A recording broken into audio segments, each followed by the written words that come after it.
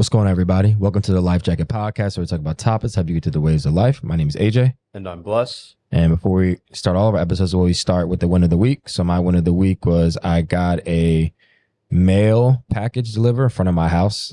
I live in the city of Baltimore, so I got tired of people stealing my Amazon packages walking past. So got it built up, and now I got to worry about none of my packages being stolen. How about you? What's up? So this week I gained, well, not this week, but a win. I've gained 15 pounds of muscle, which I've been trying to do without, having fat added onto that. So hard putting that work in and now seeing the results. Cool. So for our viewers today, we do have Simone Swartz, who is from New York. She's going to be one of our guests, and she's going to give us the win of the week, as well as introduce and get to know a little bit about her. Thank you. Thank you for having me on. My win of the week, I would definitely say, is getting here, sharing my story. That's always a win, but on a more relatable level, anybody with PTSD that gets up in the morning, gets out of bed, that's a win. Mm-hmm. So for me, just to get up and go get something to eat, that's a win. And, so I never want to forget what life was and to what it is now. Now I'm doing podcasts, sharing my story, and it's all a win, whether you're getting up every day or whether you're sharing your story to a lot of people or just one other person. Absolutely. So what is your story? Yeah, so I am a military veteran. I am a military sexual trauma survivor. I was attacked in the military, and I got PTSD from that attack. I am also a nonprofit founder. Years later, after the military, I founded one of the first nonprofits to give service dogs to men and women with sexual assault PTSD. And since founding that nonprofit, I have gone on and exited the nonprofit, and I've written a book. And I talk about PTSD awareness for situations that aren't talked about as much for PTSD, such as sexual assault or gun violence or, other things that you don't hear of as much in the media. Yeah. Because combat can cause PTSD, but also combat in America on the streets can cause PTSD. Yeah. Combat in your home, domestic violence can cause PTSD. So you don't have to go overseas to experience trauma and get PTSD. So my life story now has brought me to a place where I have dealt with PTSD for a number of years and tried to find solutions. Mm-hmm. And now I have a step-by-step guide that helped me. I have steps, and I wanted to share that today, as a big release. I wanted to really actually just give people something that can help them today, where if they want to read the book goes into more details, but I don't think, again, in the media, there's enough talk about solutions for PTSD. Yeah. I don't like talking about the trauma, rehashing it. There's really no need, but it seems like that's a lot of the things that goes on with other podcasts and things like that. You're not focusing on the solutions. So that's what my book is about. It's not a memoir. It's not a autobiography. It's from somebody who has been through it and lived a life experience and has used these steps to help create a better life. Yeah. Not be in bed every day, not be depressed and, using substances or overeating or, there's so many ways you can cope with trauma, and a lot of them are not healthy. Yeah. So I was given all these solutions from God. God gave me so much in my life, and He gave me another day. So that's why I want to share the knowledge, and also that you know, when you've been through so many tough times, is your healing journey to share it. Yeah. You know, maybe not the gory details, but what kept me going was trying to find solutions. Because it's even today, it's very hard to find a comprehensive solution. Yeah. People talk about therapy or, you know, diet, exercise, but it's really just therapy, just traditional therapy isn't going to work.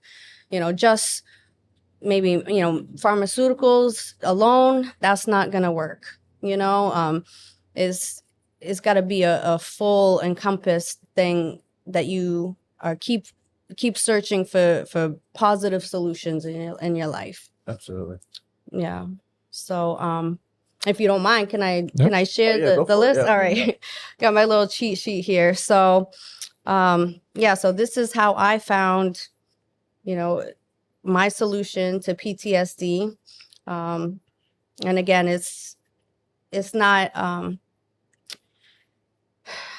they say, you know, that there's never a cure, quote unquote, but there is a better life. That's what I know, is that you're not always going to have great days. You're not always going to have bad days. It's up and down, but you definitely can get better. You can get a lot better and have a functioning life and not be addicted to these negative, you know, dependencies and coping mechanisms. So, again, my book talks about more details of each of these, but so the self-evaluation is first, you know, is actually confronting your trauma, confronting where you're at, and evaluating where you're at. Not really where you want to be yet, that can come later, but, you know, where exactly, what are you dealing with? Do I have PTSD? You know, is it depression? And then this is something also that is not covered in a lot of therapies, is actually financial freedom. Unfortunately, we live in a capitalistic society where health comes at a cost, and PTSD affects a lot of the lower economic populations on a huge level, maybe because they don't have access to health care, or maybe they just have to work 3 jobs and don't have 5 minutes to meditate, you know? So you're going to have to find some kind of financial solution so you can take the time to heal, whatever that looks like, a 1-month inpatient, or, you know, an hour a week in therapy.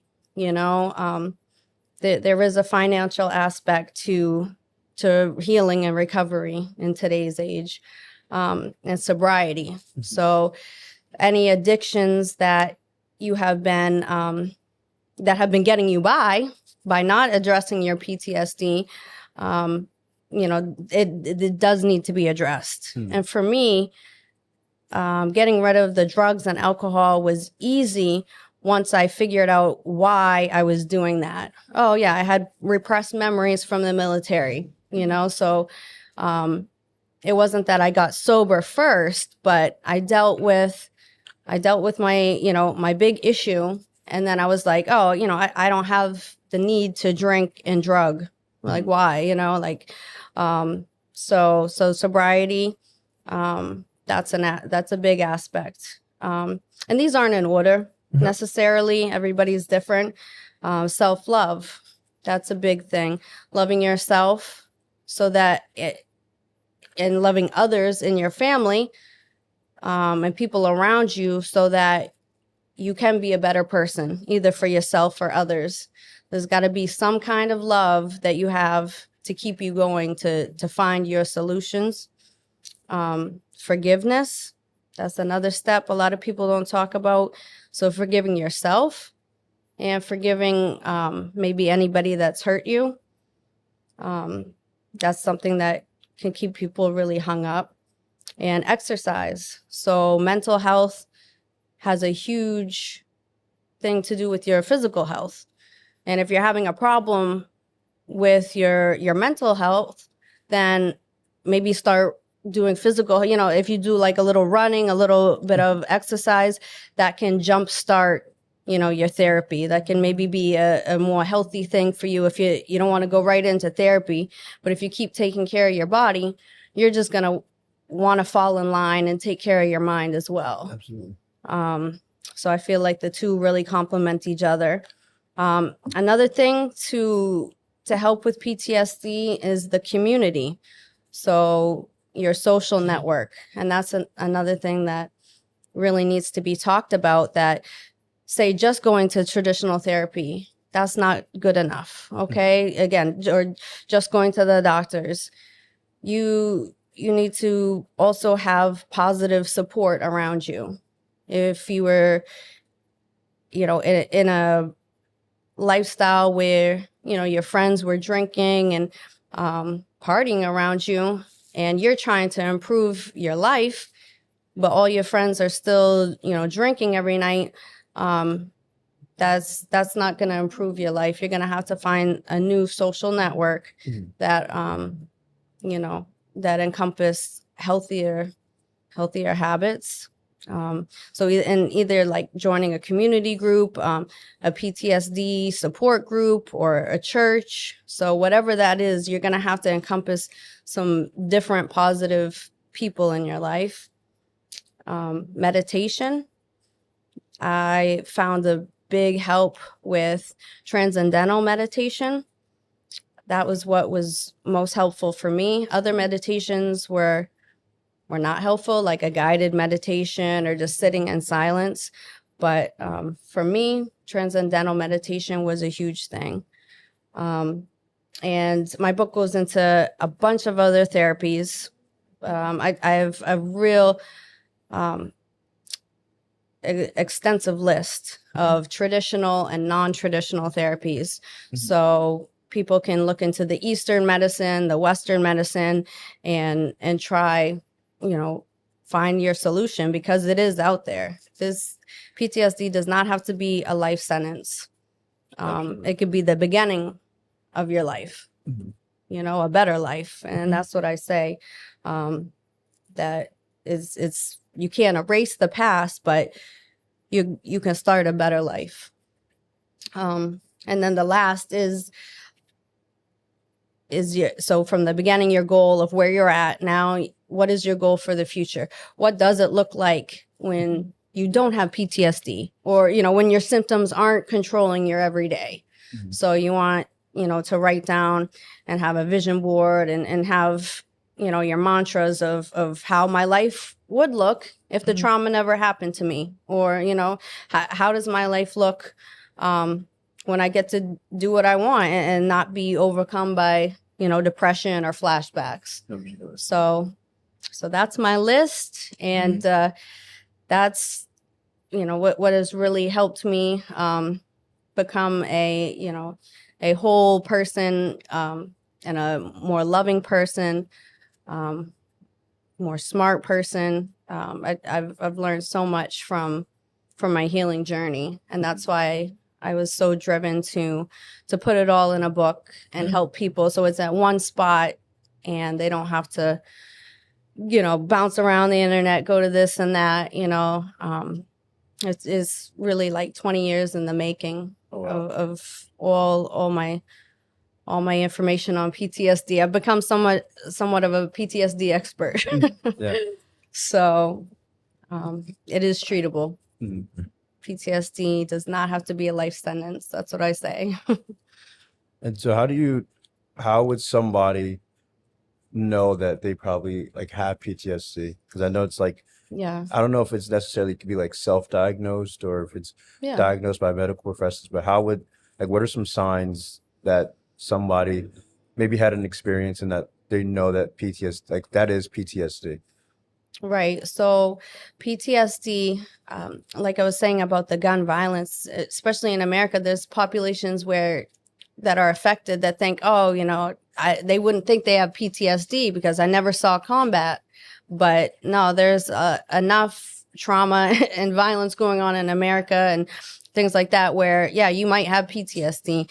And the things you want to look for are over a 30-day period. So symptoms that pursue for over 30 days. So whether it's trouble sleeping, lack of appetite or gaining an appetite, obviously flashbacks, they're called like night terrors. You could have, repeated dreams of, whatever you've been through. But there's also things like, over a month or 2 months period where you have deterioration in social connections. Maybe, you're losing friends, or you don't have interest in your friends or social groups anymore. I think there's more subtle signs that people do miss with that, and where drinking is a socially acceptable thing, even on a daily basis in America. People might say, hey, I'm drinking every day, like that's normal, right? But if you're drinking to black out, or if you're drinking, to forget, or, to numb, things that are going on. If you see an uptake in your drinking, these things can be kind of warning signs that whatever happened is really bothering you. Your brain is trying. It's not that you want to get rid of it. Your brain's bringing it to your attention, saying, hey, I went through something really bad. And it's not like, it's different for each person. Yeah. One bad experience for you could be different from my experience. Maybe it wasn't that bad for me, but for you, you can't sleep. You're really traumatized by what you saw or what happened. But yeah, it's a whole change in lifestyle, change in your behaviors over, at least 30 days or more. And again, it could be, going through a natural disaster. It could be, just witnessing something. You don't have to be actually engaged, or physically hurt to have PTSD. So there's, a lot of things that we do need to call, more spotlight on, so people can get the help and be like, okay, even like a lot of things with poverty can cause PTSD. There's a lot of things that if your family doesn't, if you grew up in these, impoverished, real poverty situations, there's a lot of things that can harm your mental well-being just from being poor. So, and that's again one reason why I say it's to really treat PTSD, you have to have some kind of financial solution, so. Yeah, I think a point that you brought that was that I felt was really important is that PTSD, it's more than just one solution. There's multiple. There's just no one solution to fixing it. And I didn't before coming. I didn't know that. So this is very insightful. Yeah. So I guess just for as PTSD, over the years, do you think there will ever be a one stop? Like it'll take one thing to heal it, or is it just gonna be like it's just gonna be a multitude of things? I mean, that would be nice, right? That would be nice if they just had like one pill to to fix all PTSD. But I really don't think so, because there's certain levels, and yeah, some people, maybe just traditional talk therapy works for them. Maybe that one solution does work for somebody. But yeah, I would say in a much general, for most people, it is going to encompass a whole lifestyle change, socially, physically, mentally, and then finding spirituality, like a drive to go on, right? What is my purpose here? That's another thing, thinking about your future. What is my purpose to get up every day? After trauma, it's hard to find that. But if you do want change in your life bad enough, just like sobriety, you're gonna have to just throw take the life vest and say, here, like save me, okay, I didn't believe in God, but now I'm gonna try spirituality and try it out and see if that helps. So yeah, I don't think there's a good like one fix all person, because we're all different and we've all been through different traumas. Mm-hmm. So I guess one final question I would have, if there was somebody who maybe is listening and they know they have PTSD, but they're having a hard time accepting it, what advice would you give them? I would say that there really is no shame in having PTSD. Yeah, we need to break that stereotype that is some like mental illness is a bad thing, when no, it's your mind, your body trying to protect you. It doesn't want you to go through something horrific again. So it's going to keep warning you, hey, be on the lookout. We don't want to do that again. Don't sleep. You don't want to get hurt again. Like, that's a normal thing. PTSD is a normal reaction to an abnormal situation. So yeah, the more we talk about it, is like, man, there's a lot of people that have PTSD, or maybe they even had it for about 30 days. Maybe they were able to move on over a time period. But a lot of us have gone through some really hard things, so it's very normal. And I would say the abnormal thing is to keep drinking, to keep staying in depression, is to keep living like it never happened. Right. When, even though like the military, my sexual assault, I didn't tell anybody for like 10 years later. I kept that a secret for 10 years, but it almost destroyed me, like just pretending like everything's okay and just drinking every day and, just having just unhealthy relationships. Yeah, that's what's not normal, is going on and pretending like nothing happened and you're okay when you're not. So whether you decide to be on a stage and tell the world, or you just go with a therapist or go with your pastor or rabbi, or a best friend, or journal it. There's so many ways that you can get out what's happened to you, instead of keeping it in and trying to subdue it, with God, anything. It doesn't have to just be drugs or alcohol. You can have addictions to anything if you're trying to forget past trauma. No, yeah, I appreciate that. Thank you. Absolutely. Yeah. Yeah, because I think like PTSD or the situations, kind of like how we talk about the waves of life. So that's like definitely a wave that can hit in other people's lives. And we definitely appreciate you giving us, a nice breakdown, because it is like a circle and like pieces of the pie, whereas it's not just necessarily just one piece that's going to make you full, but probably the whole thing, to end up finding different ways of trying to really get over it. But in regards to your book, though, because I know you mentioned that stuff is in your book, where can our viewers find your book, buy it, and even where can they find you on the social media platforms? Yes, I would love for people to follow. I post PTSD info and positivity. So you can find more information on my website, www.ptsdandwhathelpedme.com. It's all spelled out.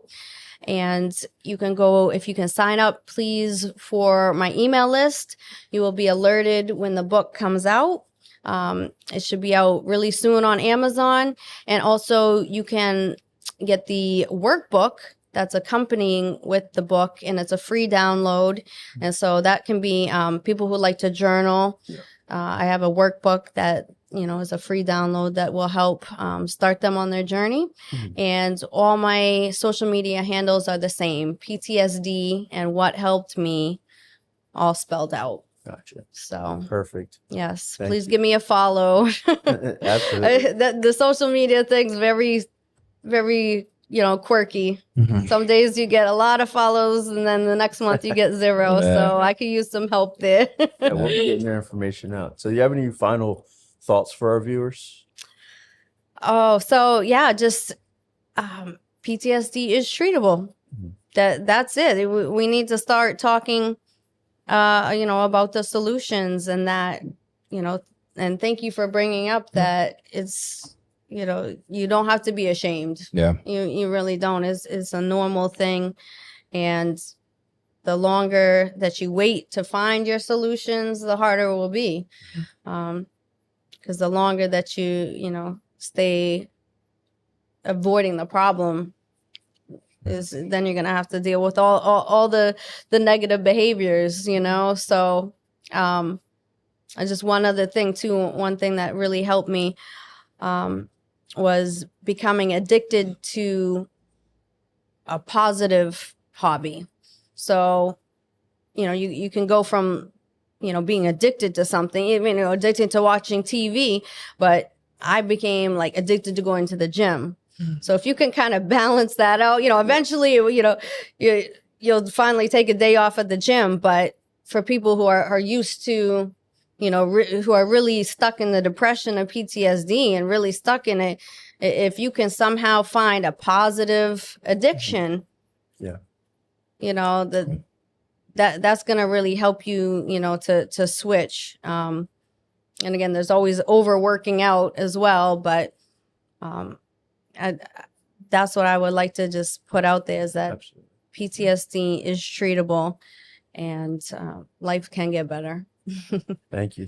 Yeah, awesome. Nah, this is great. I learned so much about PTSD just from this conversation, honestly. So definitely appreciate your vulnerability coming on the pod. I know some of our viewers will really appreciate it as well. Just want to say thank you again, just for your vulnerability and your advocacy and your passion for this. Thank Absolutely. you. Yeah, so many of us, right? It's like we're not alone. So Absolutely. thank you for having me. Absolutely. So if you liked any of this episode, just give us a like, comment, subscribe, share. We'll have all her tags in the description on the YouTube and on our Instagram. And so until next time, Peace. peace. Peace. Yeah. All right. Thank you. Thank you.